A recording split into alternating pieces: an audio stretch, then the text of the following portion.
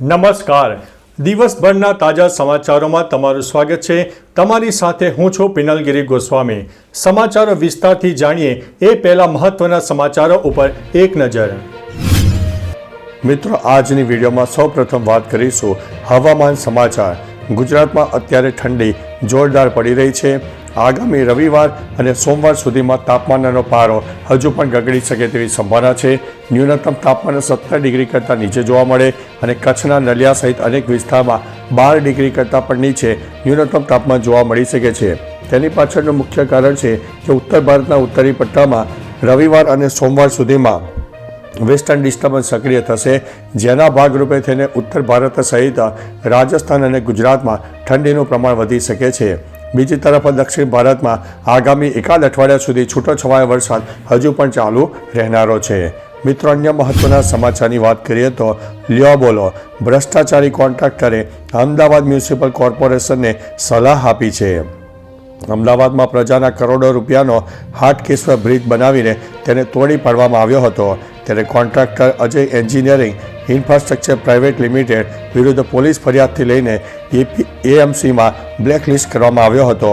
Contractor Hatkeshwar બ્રિજને આખો તોડી પાડવો જોઈએ નહીં, તેના કારણે પ્રજાના પૈસાનો વ્યય અને સમય બગડશે તેવી સલાહ મ્યુનિસિપલ કમિશનરને આપી છે. મિત્રો, અન્ય મહત્વના સમાચારની વાત કરીએ તો રાજ્યમાં કમોસમી વરસાદની સંભાવના. ભારતીય હવામાન વિભાગે નવી આગાહીમાં જણાવ્યું છે કે આગામી દિવસોમાં ઠંડી વધી શકે છે. દેશના મોટાભાગમાં શિયાળા દરમિયાન સામાન્ય તાપમાન કરતાં વધુ તાપમાન નોંધાય તેવી શક્યતા છે. ઉત્તર પશ્ચિમ, મધ્ય અને ઉત્તર પૂર્વ ભારતમાં ઓછા શીતલહેર દિવસો રહેશે. રાજ્યમાં આગામી 2 દિવસ તાપમાન યથાવત રહેશે. ત્યારબાદ તાપમાનમાં 2 થી 4 ડિગ્રી સુધીનો ઘટાડો થઈ શકે છે. મિત્રો, અન્ય મહત્વના સમાચારની વાત કરીએ તો ખુલ્લી ધમકી, તારો ધંધો સારો ચાલે છે, 3.50 લાખ મોકલ. રાજ્યમાં ક્રાઇમના કિસ્સામાં સતત વધારો જોવા મળશે તે વાત નકારી શકાય તેમ નથી.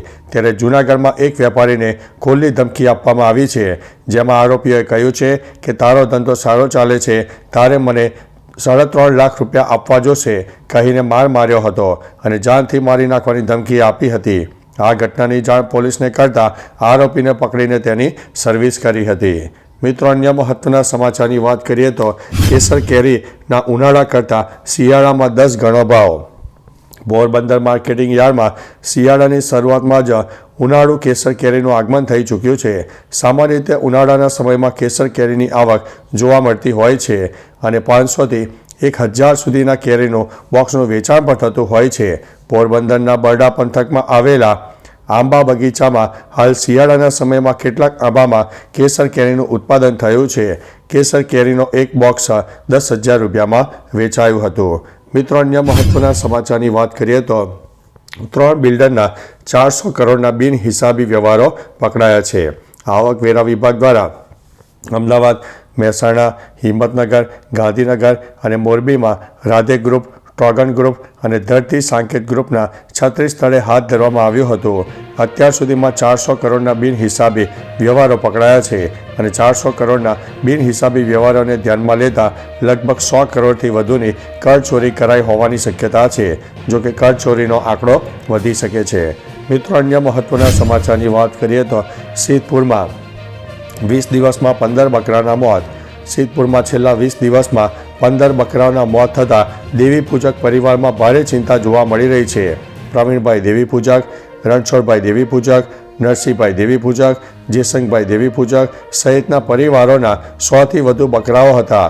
જોકે બીમારીની જાણ પ્રાઇવેટ ડૉક્ટરને કરાતા તેમને સરકારી પશુ દવાખાને લઈ જવાનું કહ્યું હતું, જેને લઈને પરિવારોમાં ચિંતાના વાદળો ઘેરાયા છે. મિત્રો, અન્ય મહત્વના સમાચારની વાત કરીએ તો હીરા ઉદ્યોગ માટે કેન્દ્ર સરકારનો મહત્વનો નિર્ણય. હીરા ઉદ્યોગને લઈને સરકારનો મહત્વનો નિર્ણય સામે આવ્યો છે. કેન્દ્ર સરકારે સેફ હાર્બર રૂલ્સ ટેક્સમાં રાહત આપી છે, જેના પગલે વિદેશની ડાયમંડ કટિંગ અને પોલિશિંગ કંપનીઓ ભારતમાં ધંધા માટે આવી શકશે. જે વિદેશી કંપનીઓ ભારતમાં SEZમાં છે, જે ડાયમંડ યુનિટો કાર્યરત કરી શકશે, તેમજ હીરા ઉદ્યોગ ક્ષેત્રે વધુ રોજગારીની તકો પણ ઊભી કરી શકશે. મુંબઈ અને સુરતમાં હીરા ક્ષેત્રે રોજગારીની નવી તકોની આશા છે. મિત્રો, અન્ય મહત્વના સમાચારની વાત કરીએ તો એકના ડબલના નામે કરોડોની છેતરપિંડીનો આરોપી પકડાયો છે.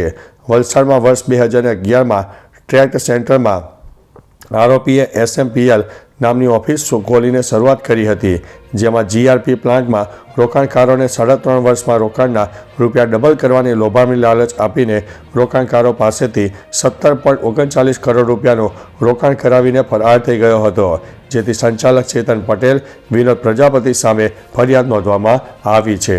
મિત્રો, અન્ય મહત્વના સમાચારની વાત કરીએ તો પ્રિયંકા ચોપરા બોલિવૂડમાં કમબેક કરશે. પ્રિયંકા ચોપરા છેલ્લે ફિલ્મ ધ સ્કાય ઇઝ પિંકમાં જોવા મળી હતી. હવે તે ફરહાન અખ્તરની જી લે જરાથી બોલિવૂડમાં કમબેક કરી શકે તેવા સમાચાર સામે આવ્યા છે. ફિલ્મમાં તેની સાથે આલિયા ભટ્ટ અને કેટરીના કૈફ લીડ રોલમાં હશે. નોંધનીય છે કે જી લે જરાની જાહેરાત વર્ષ 2021માં થઈ હતી.